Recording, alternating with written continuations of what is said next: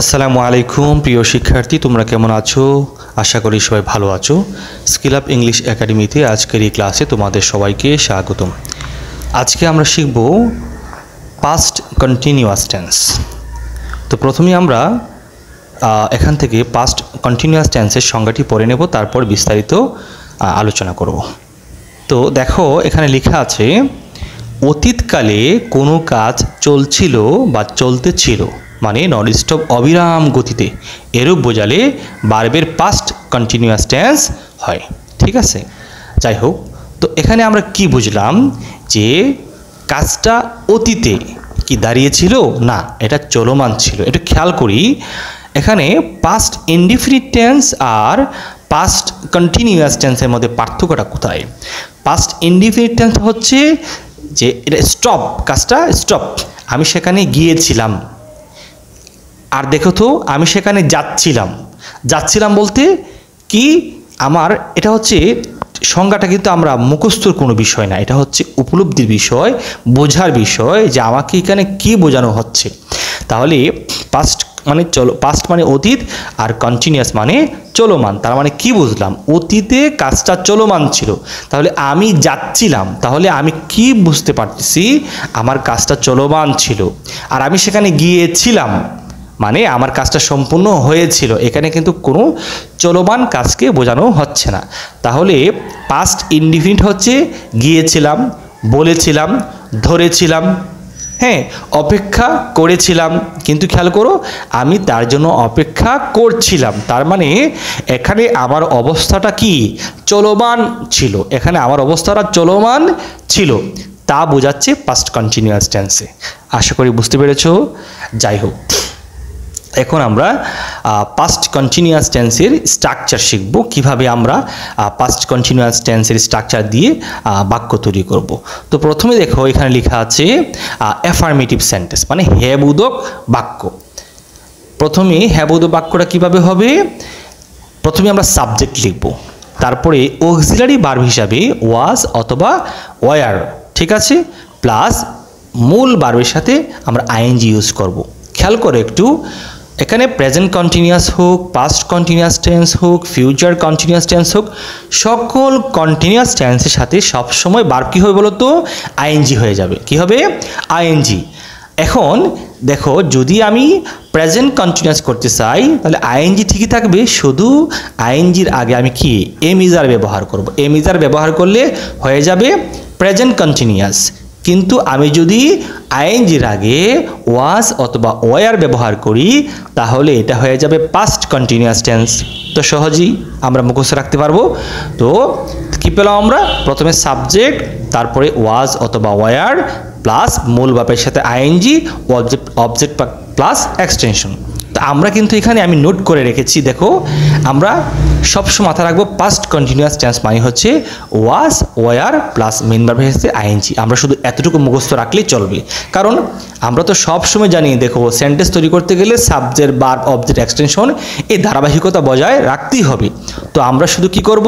Structure সহজে মনে রাখার জন্য ভার্বের ফর্মটা মনে রাখবো। ঠিক আছে, ওকে। এখন আমরা শিখব নেগেটিভ সেন্টেন্স, কিভাবে আমরা নাবোধক বাক্য তৈরি করব। তো আমরা প্রথমে সাবজেক্ট ব্যবহার করব, তারপরে ওয়াজ অথবা ওয়ার, তারপরে নট লাগাবো, তারপর মেইন ভার্বের সাথে আইএনজি, মানে সকল স্ট্রাকচারই ঠিক আছে, শুধু I was not, you were not, ঠিক আছে, এরকম আমরা শুধু ওয়াজ ওয়ারের সাথে নট লাগাই দিব, সবই ঠিক থাকবে। ওকে, তারপরে আমরা দেখব affirmative interrogative sentence, negative interrogative sentence, মানে হ্যাবোধক প্রশ্ন, নাবোধক প্রশ্ন। হ্যাবোধক প্রশ্ন তৈরি করার জন্য আমরা প্রথমে ওই যে অক্সিলারি ভার্বটি আছে ঠিক সাবজেক্টের পূর্বে নিয়ে আসবো, ওয়াজ অথবা ওয়ার, তারপর দেখো সবই ঠিক আছে। একটু খেয়াল করে দেখো, একদম উপরের অ্যাফার্মেটিভ স্ট্রাকচার খেয়াল থাকো, সেম স্ট্রাকচার রয়েছে। আমরা শুধু ওয়াজ ওয়ারটাকে, অক্সিলারি ভার্বটাকে সামনে নিয়ে আসব, সব ঠিক থাকবে, হয়ে যাবে প্রশ্ন। আর আমি যদি নাবোধক প্রশ্ন করতে চাই তাহলে আমরা কি ওয়াজ ওয়ার ইউজ করব, সাবজেক্টের পরে আমরা এখানে নট দেওয়া নাই, সরি, আমরা ওয়াজ ওয়ার সাবজেক্টের পরে কি নট লাগাবো। তার মানে ধরো was he not going to school এরকম বলতে পারি, ঠিক আছে। অথবা আমরা ইচ্ছে করলে ওয়াজেন্ট, ওয়ারেন্ট ইউজ করতে পারবো। ওকে, আচ্ছা, এখন আমরা একটু উদাহরণ দেখে নিই একটু। দেখো এখানে লেখা আছে, একদিন শিয়ালটি একটি বনের মধ্য দিয়ে হেঁটে যাচ্ছিল। তাহলে কাজটা কেমন ছিল? চলমান ছিল। এটা উপলব্ধি করার চেষ্টা করবা। হেঁটে গিয়েছিল আর হেঁটে যাচ্ছিল। হেঁটে গিয়েছিল পাস্ট ইনডেফিনিট টেন্স, আর হেঁটে যাচ্ছিল, হেঁটে যাইতেছিল, এটা অতীতের কাজটা চলমান বোঝাচ্ছে, ঠিক আছে। তো আমরা সেন্টেন্সটা কিভাবে তৈরি হলো দেখি। One day the Fox was walking. খেয়াল করো, ওয়াজ ওয়াকিং, এই যে ওয়াজ ওয়ার প্লাস মেন ভার্বের সাথে আইএনজি, এই was walking through a forest, একটি জঙ্গলের মধ্য দিয়ে হেঁটে যাচ্ছিল। তার মানে আমাদের সবসময় কেউ যদি জিজ্ঞেস করে কোনো একটা সেন্টেন্স দেখিয়ে এটা কোন সেন্টেন্স বা কোন টেন্স, আমরা সবসময় ভার্বের ফর্মটা খেয়াল করব। ভার্বের ফর্ম, অনেকেই সকল মানে ফুল বাক্যটা পড়ার চেষ্টা করি না, আমরা সাবজেক্টের পরে ভার্বের ফর্মটা দেখে আমরা বোঝার চেষ্টা করবো এটা কোন টেন্স। যেহেতু এখানে সাবজেক্টের পরে ওয়াজ এবং ওয়াজ ওয়ার প্লাস আইএনজি থাকলেই বলবো এটা পাস্ট কন্টিনিউয়াস টেন্স, ঠিক আছে। এবার দেখি, তারা আমার জন্য অপেক্ষা করছিল, মানে আমার যে তাদের অবস্থানটা কেমন ছিল? চলমান ছিল। তার অবস্থাটা কেমন ছিল? চলমান ছিল। তাহলে they were waiting for me, তারা আমার জন্য অপেক্ষা করছিল, ঠিক আছে। এখন আমরা ওয়াজ এবং ওয়ার ব্যবহারটা আমি একটু বলে দিই, যাদের সমস্যা আছে খেয়াল করো। I was, you were, we were, they were, he was, she was, it was, Tamal was, মানে কারো নামের সাথে ওয়াজ হবে। হ্যাঁ, এটার ব্যবহার নিচে দেওয়া আছে, ইনশাল্লাহ শিখতে পারবা। তারপরে দেখি আমরা, পাখিগুলো আমাদের মাথার উপরে উড়াউড়ি করছিল, মানে পাখির অবস্থানটা কেমন ছিল? চলমান ছিল। তাহলে the birds were flying above our head, ঠিক আছে। তো এরকম আরও উদাহরণ দেওয়া আছে, তোমরা এগুলা পরবর্তীতে পড়ে নেবা, ঠিক আছে। আমি দিয়ে রাখলাম। এখন আমরা একটু খেয়াল করো, রিমেম্বারে কি লেখা আছে? পাস্ট কন্টিনিউয়াস টেন্সে দেন, অ্যাট দ্যাট মোমেন্ট শব্দগুলো ব্যবহার হয়ে থাকে। যেমন ধরো, then I was waiting for you, ঠিক আছে, অথবা at that moment he was waiting for me, এরকম কথাগুলো উল্লেখ হয়ে থাকে। এবার দেখো, এখানে একটা আমি চার্ট লিখে রেখেছি। লেখা আছে যে practice this lesson many times to be expert in speaking. আমাদের ইংরেজিতে কথা বলার ক্ষেত্রে আমাদের দক্ষতা বাড়াতে যদি চাই, তাহলে আমরা এই চার্টটাকে ভালো করে পড়তে হবে। যদি আমরা এটা ভালো করে পড়ি, আমরা দ্রুত কথা বলতে পারবো, যে কোনো বাক্য দ্রুত লিখতে পারবো, ঠিক আছে। খেয়াল করো, অ্যাফার্মেটিভ সেন্টেন্স আমরা এইভাবে প্র্যাকটিস করব বাসায়। যেমন আই ওয়াজ প্লেইং ফুটবল, আমি ফুটবল খেলছিলাম, মানে খেলতেছিলাম।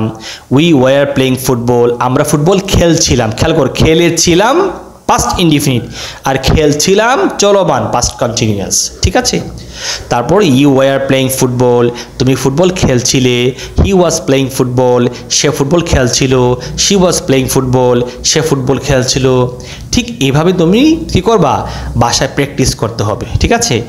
এখানে তোমরা শব্দগুলা পরিবর্তন করতে পারো। যেমন ধরো, আই ওয়াজ প্লেইং ফুটবল না বলে বলতে পারো আই ওয়াজ রিডিং এ বুক, আমি একটা বই পড়ছিলাম, মানে পড়তেছিলাম।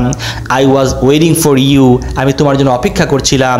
এরকম সাবজেক্ট ভার্বগুলো চেঞ্জ করে করে তুই বাসায় প্রচুর প্র্যাকটিস করবা, তাহলে তোমাদের আর গ্রামার মুখস্থ করতে হবে না, এটা মুখের মধ্যে বসে যাবে এমনিতেই, ঠিক আছে।